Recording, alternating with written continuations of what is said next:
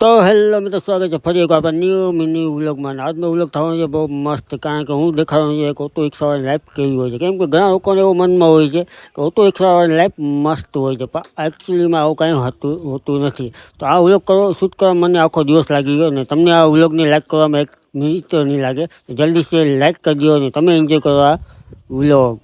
સવારે 4 વાગે ઉઠીને આવી ગયો હું સીધા બસ સ્ટેશન. બસને આવવામાં થોડીક વાર હતી તો હું મારી રિક્ષાના ગાભો થોડીક સાફ સફાઈ જરૂરી છે. લ્યો ગાભો મારી લીધો તો આવી ગઈ આપણી બસ. તો ફાઇનલી હું બસનો એક ફ્લો કરી આવ્યો તો આપણી બોની થઈ ગઈ. હવે અહીંયા આગળ શું થશે. બસ સ્ટેશને બેસીને થાકી ગયો, કોઈ ફેરો લાગ્યો નહીં. પછી આપણે આવી ગયા છીએ ટ્રેન કરવા, કેમ કે ટ્રેનનો ટાઈમ થઈ ગયો છે. રેલવે સ્ટેશન આવીને જોઈએ તો જ્યાં કેટલા બધા રિક્ષાવાળા મારા જેમાં વહેલા ઉઠીને કામ કરે છે. તો અહીંયા બધી વાત જોઈ છે હવે ટ્રેનની. તો ટ્રેન આવી ગઈ છે, હવે જાશું આપણે કસ્ટમર ગોતવા.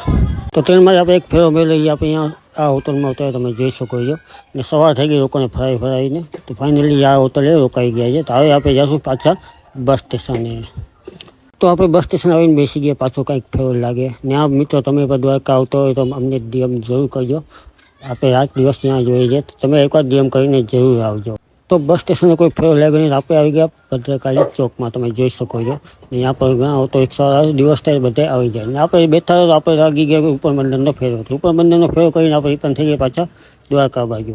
ને આપણે જવાનું હતું હવે સીધો નાસ્તો કરવા ઘેરે, કેમ કે આપણે સવારના 4 વાગે નીકળ્યા નાસ્તા વગર.